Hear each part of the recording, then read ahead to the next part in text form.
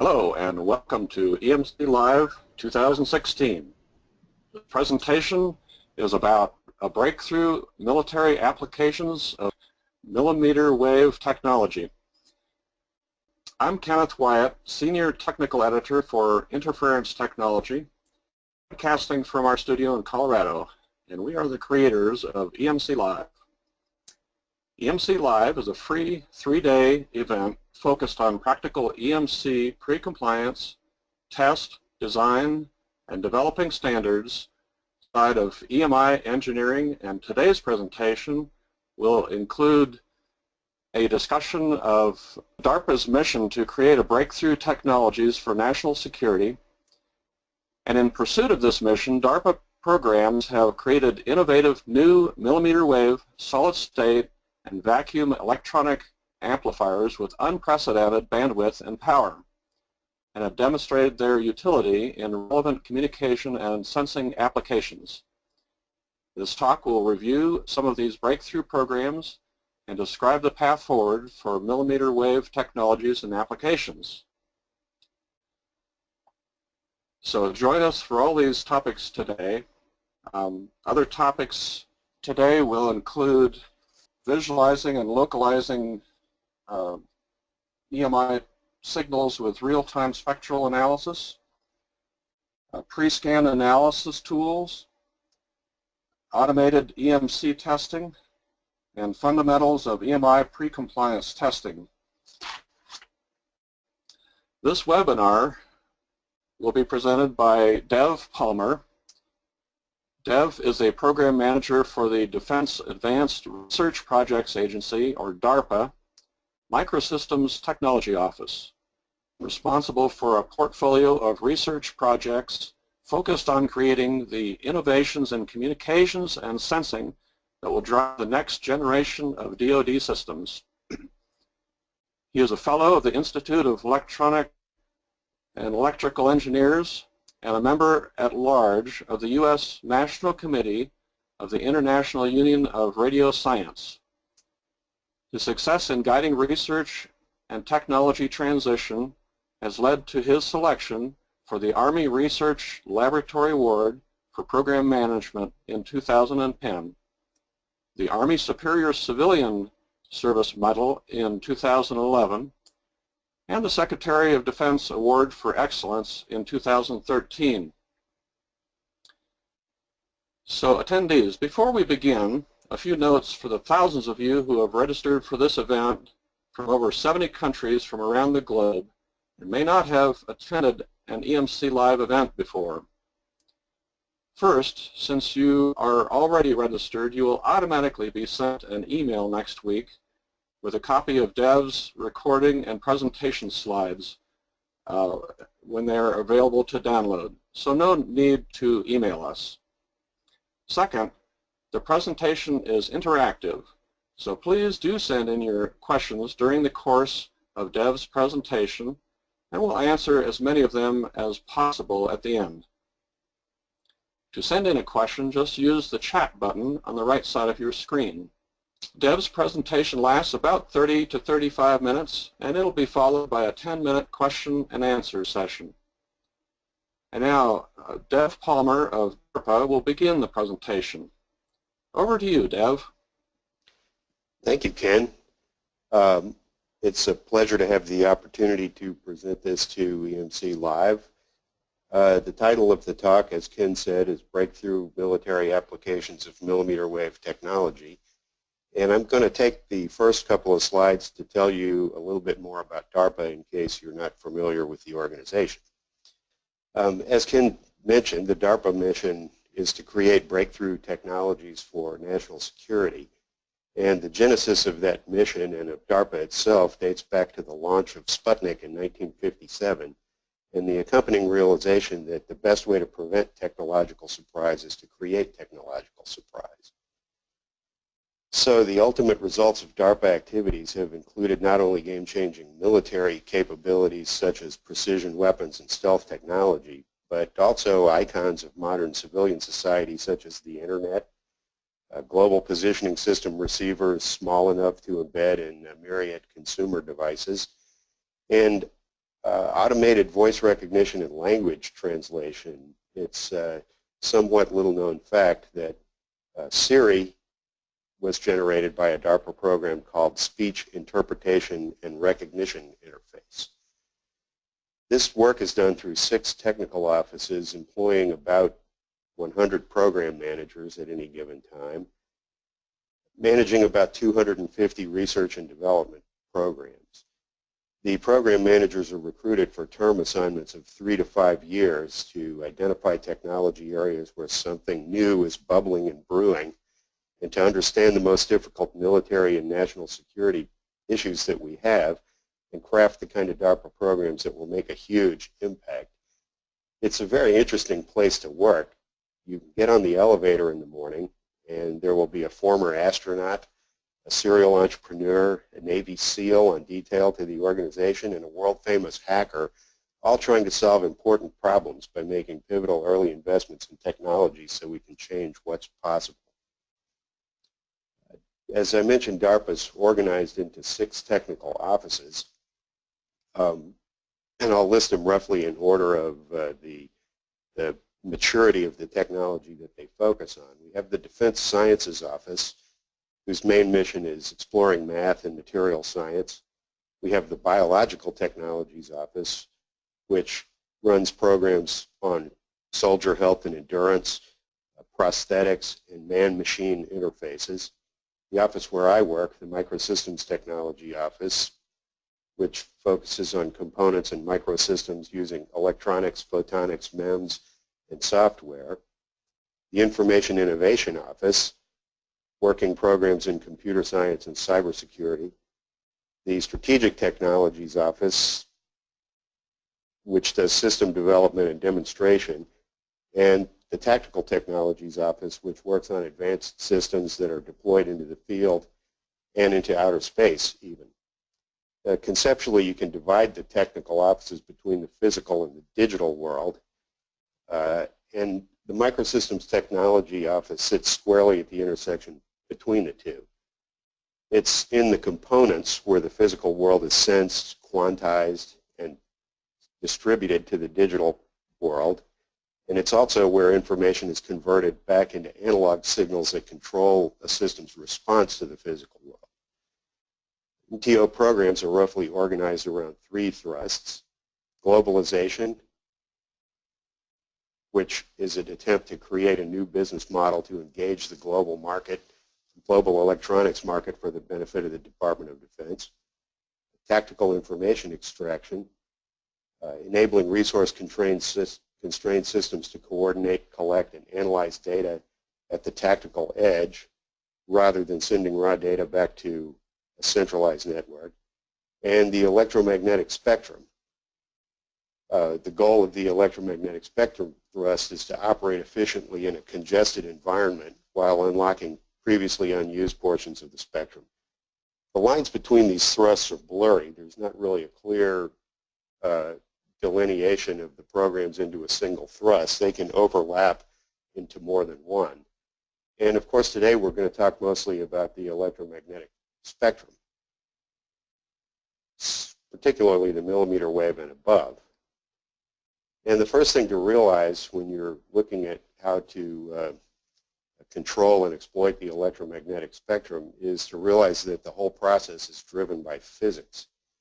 Down at the lower frequencies, their atmospheric attenuation is very low. On this graph you can see a plot of the gray line. The gray wiggly line is atmospheric attenuation. The units are on the right-hand side of the chart.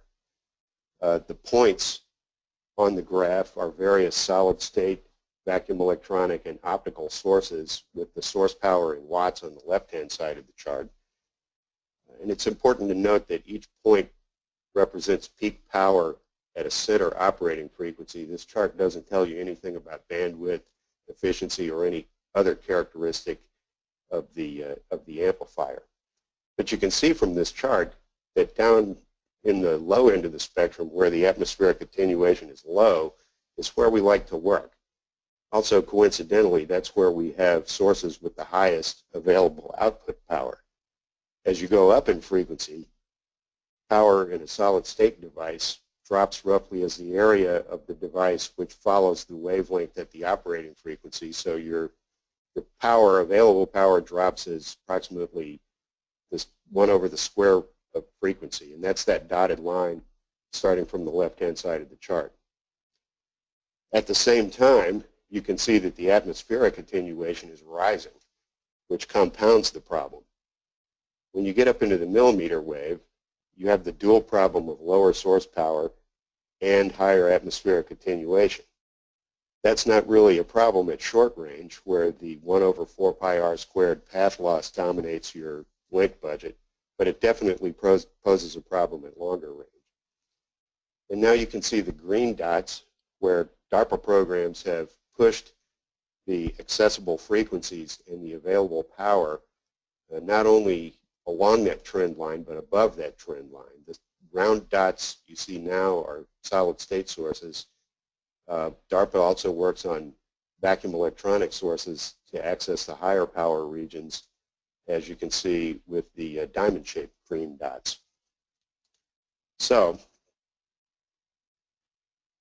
given that you're fighting both source power and atmospheric attenuation, why would you want to work in the millimeter wave anyway? Some people argue that free space optics can give you much more bandwidth and much better imaging, so why not just move up into the optical region? Well, here's another look at the atmospheric attenuation. In this case, the blue trace is the atmospheric attenuation on a clear, dry day, and the black trace gives you the attenuation in a fog that limits your visibility to about 100 meters. You can see that the attenuation in the optical region is huge. Effectively, those systems are no longer useful. But down in the millimeter wave, you do get a change in the atmospheric attenuation, but it doesn't completely overwhelm your signal. There's a peak right at about 60 gigahertz, for example. The attenuation already is so high that systems are not affected much by changes in the weather. So once you move up into this frequency, you see immediately that component bandwidth is a percentage of center frequency, so you have more bandwidth at higher frequencies. And information content is a function of absolute bandwidth, so that means in communication applications, you get greater channel capacity, and in imaging, you get higher resolution. On the other hand, millimeter wave components have lower power, lower efficiency, and reduced sensitivity. Millimeter wave antennas have narrower beams and more gain for a fixed antenna size, which can be an advantage, but it also makes it harder to line up your transmit antenna with the receive antenna. And of course, depending on where you're working, there are some very high absorption regions that can limit your maximum operational range. Again, you can use that to your advantage because it does, the fact that the atmosphere is absorbing your communication signal means that you can make it lower probability of detection for covert communications applications. DARPA is very interested in accessing the millimeter wave range of the spectrum. The next slide shows some recent developments in millimeter wave amplifiers. These are gallium nitride, or GaN, and indium phosphide, or INP, amplifiers made by Raytheon, HRL, Teledyne, and Militech. The building blocks, these are building blocks for systems that are based on transistor and millimeter wave monolithic integrated circuit technologies developed under MTO programs. These modules are built to specific system specs under the STO program office. You can see both packaged and chips on the right-hand side. The top photo shows some packaged devices from Raytheon. The middle photo shows an indium phosphide power amplifier from Teledyne with about 1 watt output. And the bottom photo shows a gallium nitride power amplifier from HRL Laboratories, also with about 1 watt output. But you can get mimics in the 1 to 10 watt range with power added efficiencies between 20% and 40% in E-band. That's the 70 gigahertz to 86 gigahertz frequency range, which is getting more and more interest for high data rate backhaul systems and also incorporation into the 5G cellular telephony frequency allocation.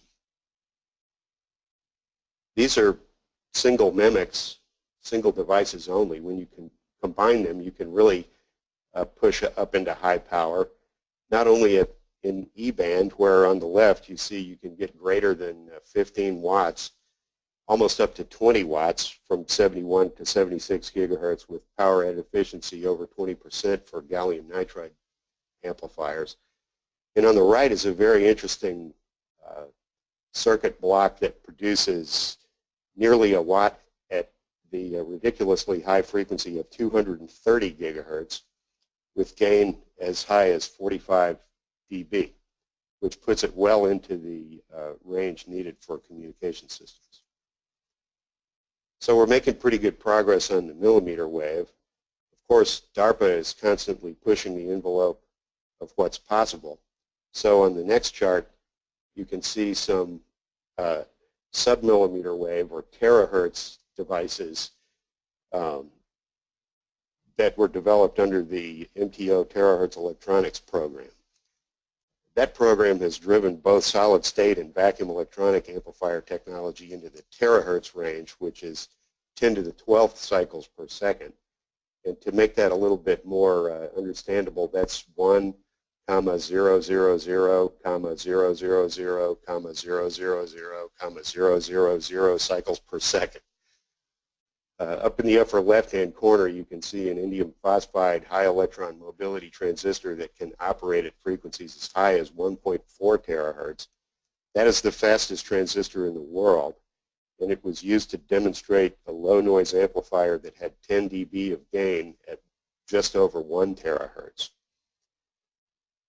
These transistors also can be used to make integrated exciter and receiver radio circuits. You can see in the upper right-hand corner a single chip 670 gigahertz receiver.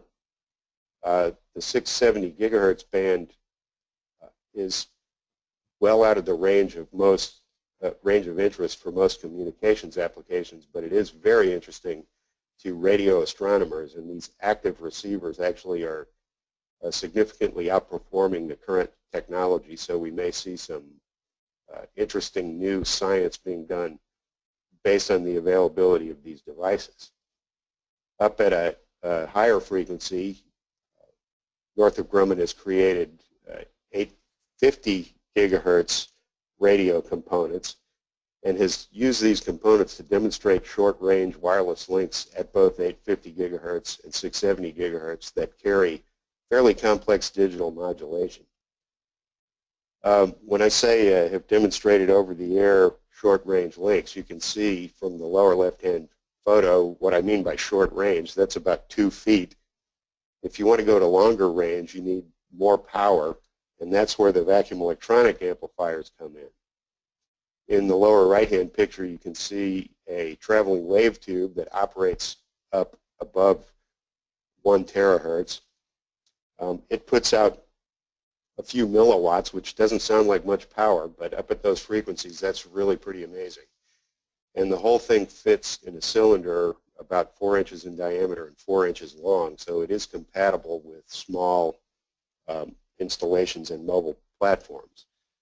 So 5G is struggling with the idea of moving up into the millimeter wave. Why on earth would anyone want to go even higher? Well, there's several reasons. Once you get up into these frequencies and bandwidths, you're approaching technology that would allow you to do a point-to-point dedicated link over a few kilometers that could conceivably have a data rate of up to 100 gigabits per second, which almost gives you a good replacement, a good wireless replacement for fiber optics and free space laser communications. These devices have already shown that they have the linearity and power efficiency to handle complex modulation signals, And one really nice thing about pushing transistor technology up to operate at these frequencies is when you back off on the frequency, you get much higher power efficiencies than are available to the system designer from current technologies. Well, why do we care about 100 gigabit per second links? That seems like a ridiculously high data rate, and certainly out of range of most things that most commercial systems that we have right now. But if you look at the military systems, the data rates that are required are just exploding with about a Moore's law, an exponential increase with time. And a good example for that is that in the first Gulf War, the entire U.S. military had about 100 megabits per second of satellite bandwidth available. And now a single global hawk in an ISR configuration requires 5 times that much bandwidth. That's a single platform today using 5 times the bandwidth available to the entire U.S. military 20 years ago. In the upper right-hand corner, you can see a slide showing the data rate coming out of our radar systems. As radar systems become more and more digital and the digital circuitry is pushed closer to the antenna, the data rates that the radar array generates grow exponentially. In a fully digital radar, where you have the digitizer right behind the antennas, can approach exabyte per second data rates, which obviously are well beyond the range available from any known or projected wireless transmission technology. If you move back down to a little bit more reasonable data rates, in the lower left-hand corner, everybody wants larger and higher resolution imagers. And depending on the format and frame rate, the data generated by an imaging system can already approach 100 gigabits per second. Another example is a currently fielded system, the Argus camera, which is a wide field of view, high-resolution camera. It generates almost 2,000 gigabits per second, which and the bandwidth of the data link that connects to the platform that the Argus is mounted on is only 274 megabits per second. So even if you could compress the video feed by 10 to 1 and dedicate the entire radio bandwidth to the output of this one sensor, you're still about 1,000x lower than the data rate that you need. So DARPA is trying to address these issues through a couple of interesting programs that use those components I mentioned earlier to demonstrate new capabilities. Two particularly interesting programs that demonstrate high channel capacity in a pop-up infrastructure are the Mobile Hotspots program, which essentially is an LTE base station on a flying platform with a 1 gigabit per second backbone to other platforms in the network. And then the 100G program, which provides 100 gigabits per second up to 200 kilometers range from a high altitude aircraft to a ground station. We wouldn't be able to do this if we hadn't developed high power and efficient linear solid state sources. But even with the bandwidth available at millimeter waves, you need multiple redundant links with using different polarizations and high order modulation techniques.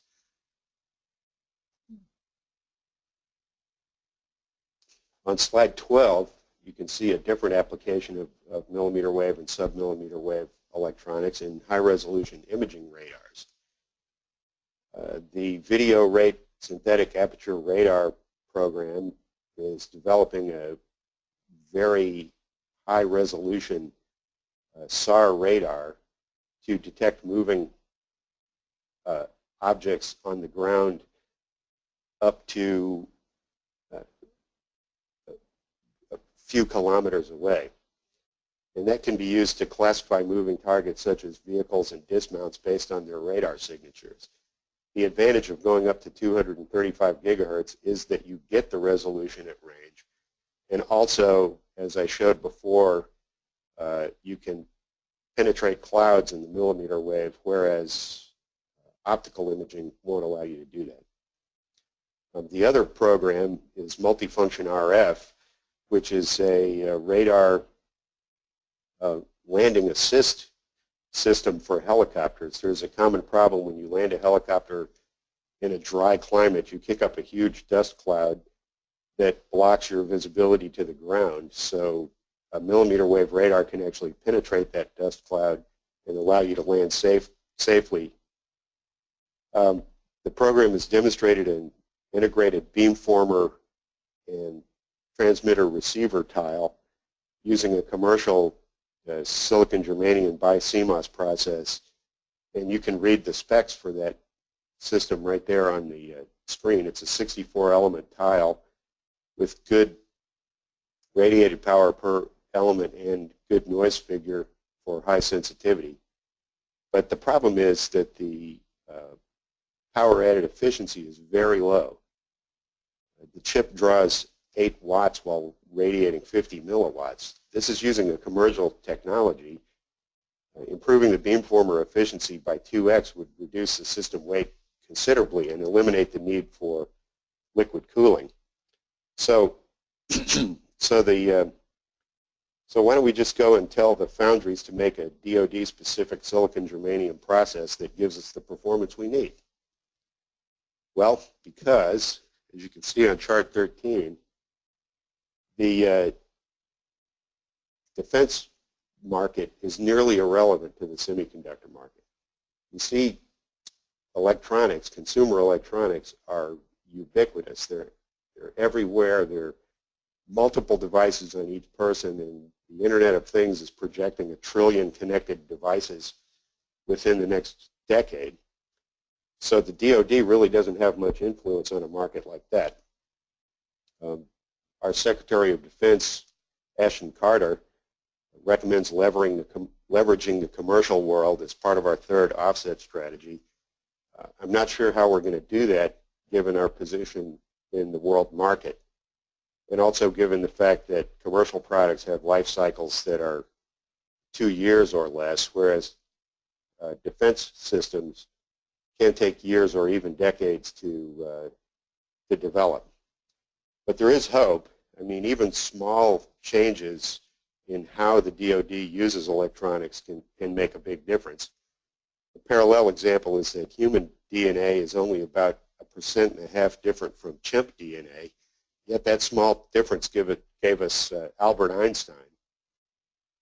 But I guess it also gave us the Kardashians, so maybe that's not a good argument. But how do we get around this? Another program in MTO is the Diverse Accessible Heterogeneous Integration, or DAHI program, that tries to use commercial silicon as the engine and adds DoD-specific afterburners like the indium phosphide, gallium nitride technologies I mentioned earlier, and also RF MEMS technologies.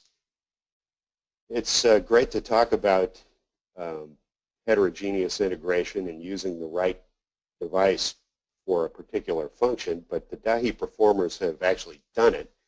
And on the right you can see a multi-project wafer run, which is a commercial silicon substrate with gallium nitride and indium phosphide chiplets micro-bumped to the surface during the back-end process.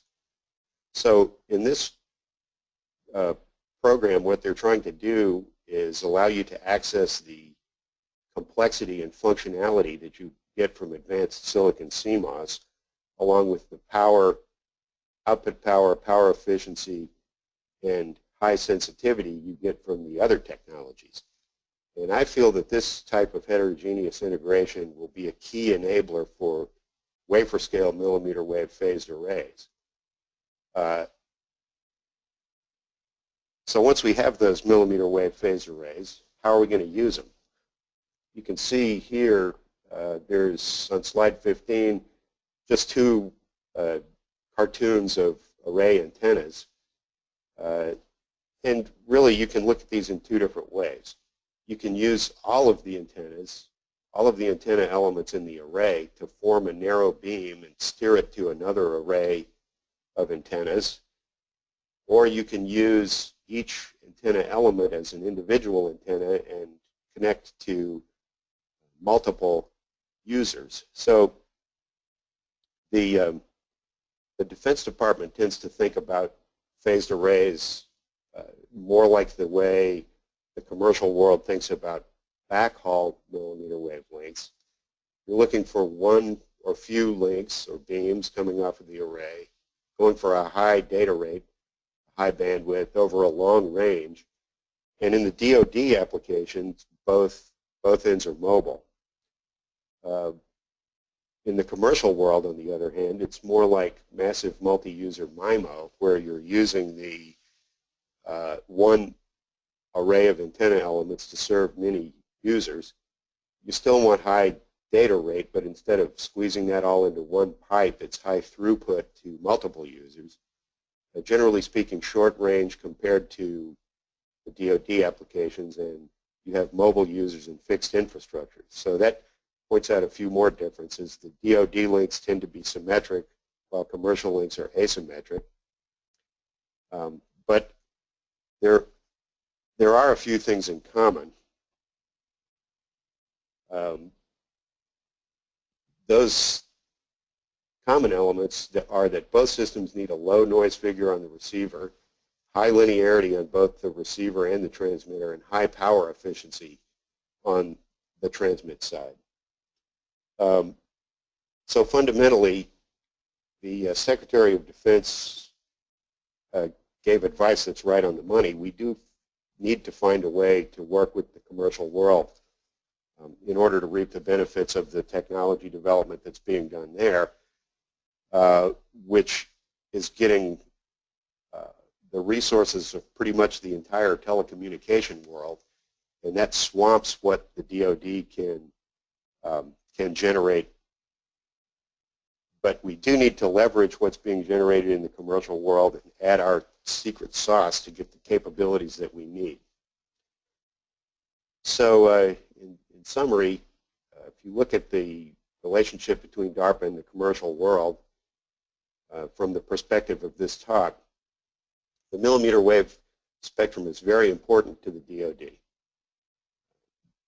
It enables greater channel capacity for communications, as I showed with the mobile hotspots and 100G programs, and we can get higher resolution for target imaging as shown in the VISAR and multifunction RF programs.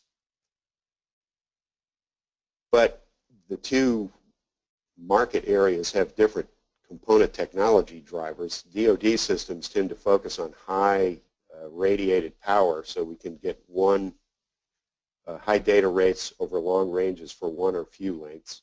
Commercial systems tend to focus on high throughput to multiple users. We definitely need to leverage the commercial investment in 5G millimeter wave technology, and I suggest that we might be able to do that by incorporating commercial best practices into DoD system design, maybe get the design cycle down a little bit closer to the commercial time scale. But even more importantly, there are a lot of differences in the applications, but there also are many common component technology drivers. And the opportunity is there to collaborate on the development of these technologies so that both players in the market can get the technology they need. So before I conclude, I'd like to thank my director of the Microsystems Technology Office, Bill Chappell, one of my fellow PMs, Dan Green, who's running the DAHI program, and Bruce Wallace in the Strategic Technologies Office, who provided me with the information for his programs in communications and imaging. They've made great contributions to this talk, and we've also had many spirited discussions about how to use millimeter wave technology and how to develop the next generation for the benefit of both the military and commercial worlds. So, subject to your questions, that concludes my briefing. And I'd like to thank you for your attention. Thanks very much. This is a very important presentation, and it's quite interesting to hear of the collaboration between the commercial millimeter wave development and the DoD. Attendees, this is your last opportunity to send in questions. Please enter them now in the chat field in the right side of your screen in the control panel there. So we'll take the first question in a moment or two, and as we're waiting for those last few questions to come in, I'd just like to let everyone attending know that more information on DARPA and the millimeter wave programs that they're involved in can be found on the DARPA website, which is darpa.mil. So, I've also provided my email address on this last slide if you have any particular questions. Very good. So let's just let those questions come in. And in the meantime, I do have a couple here. I'm not exactly as versed in millimeter wave technology. What frequencies are considered millimeter wave? Oh, you know, that would have been a good thing to establish at the beginning of the talk. Generally speaking, the region from 30 gigahertz to 300 gigahertz is the millimeter wave, and 300 gigahertz to 3 terahertz is the submillimeter wave range. There's only a few plans for 5G deployment that get up into those higher, into the 30, 60 to 70 to 90 gigahertz ranges. Most of them are down at 6 gigahertz or below, which is the microwave region, which is in the microwave region. Okay, I was just going to ask what frequencies the 5G development was planning to use. So that's around 5 to 6 gigahertz? Well, until there's a standard established, there's really no telling exactly what will be used. The majority of it is 6 gigahertz and below. There are some plans to use frequencies as high as 28 gigahertz and even up around 60 gigahertz, leveraging the work in automotive radar that's happening around that frequency. Here's another question. Do you anticipate spectrum management issues between DoD and commercial 5G applications? Well, considering that there have been spectrum, there have been battles over the spectrum since we first developed radio, I would expect those to continue, certainly. The commercial demand for bandwidth is pushing the government to release more and more of the spectrum to make more and more of the spectrum available for public use, and that's going to constrain what the DoD can use. I think a pretty good approach to that is the one taken by cognitive radios, where you sense the spectrum and find the white spaces that exist at the time, at that exact time, and just use the white space that's available.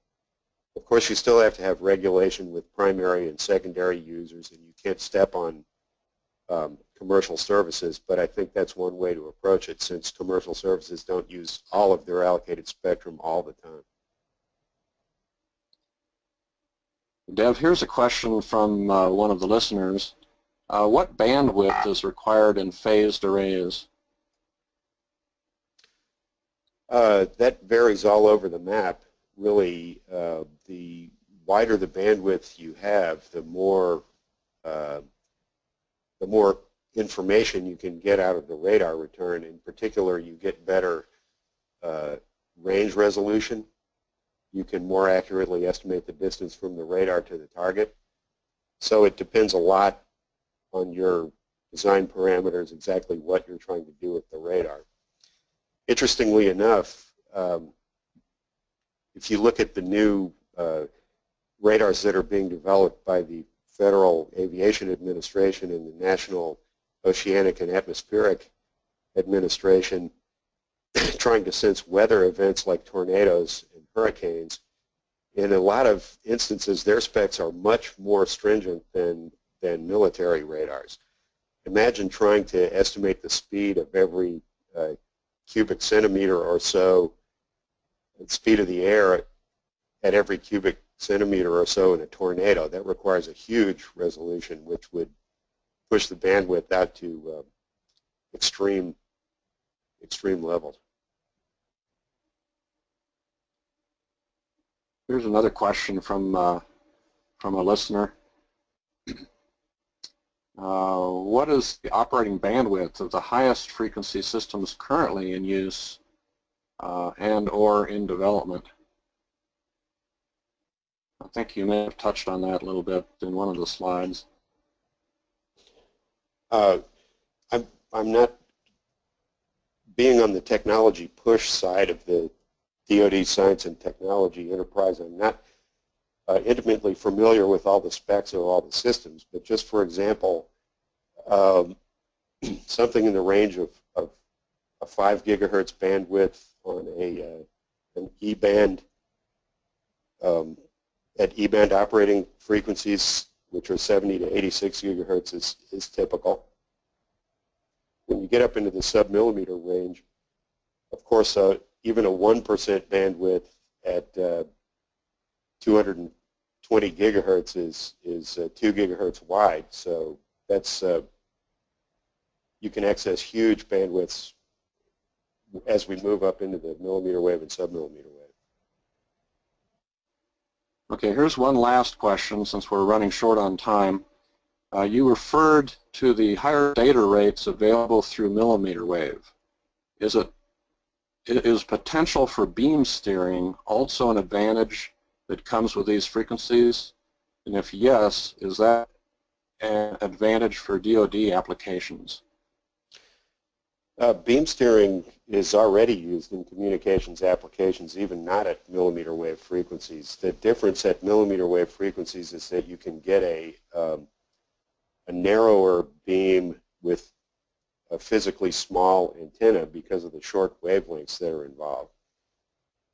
Certainly, beam steering allows you to, would allow you in a commercial setting to serve more customers because you can form a beam for each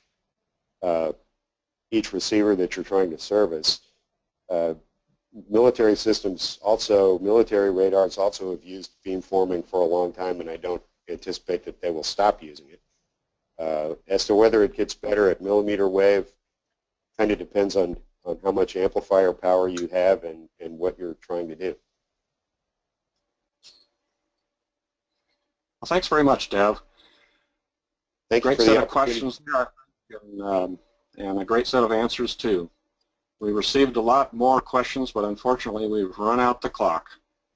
Attendees, if any of your questions were not answered, don't worry, as we'll capture all those questions and send them over to Dev and his team and post all the questions and answers on the EMC Live 2016 website within the next week or two. Just sign up for the Interference Technology newsletter, and that's how you'll be notified. We're also looking for your vote for Product of the Year. Excuse me? I was just going to, I thought you were done. I was going to say thank you for the opportunity. It's been a real pleasure, but didn't mean to interrupt there, sorry. Oh, thank you very much for your presentation, Dev. Also looking for your vote for Product of the Year, and you have until this Thursday, 12 p.m. Eastern Daylight Time, to join over 800 others to cast your vote. See if you can pick this year's winner. Tune in to the Ken and Jerry Show this Thursday at 4 p.m. Eastern Time, where the winners will be announced. I'd like to thank Dev and all his colleagues at DARPA for their time and expertise today. I'd also like to thank our Platinum, Gold, and Silver sponsors, Rodian Schwartz, Amplifier Research, and Keysight Technologies, respectively, for their support in making this event possible. This was a very useful and very informative presentation. Thank you to all our attendees around the globe as well as our technical staff in Pennsylvania. I'm Kenneth Wyatt from Interference Technology. Join us just 15 minutes from now if you'd like to get a good understanding of real-time spectrum analysis. This promises to be very interesting. You've still got time to register for this event in the next 15 minutes if you wish to join us. We'll see you again very soon. Thank you.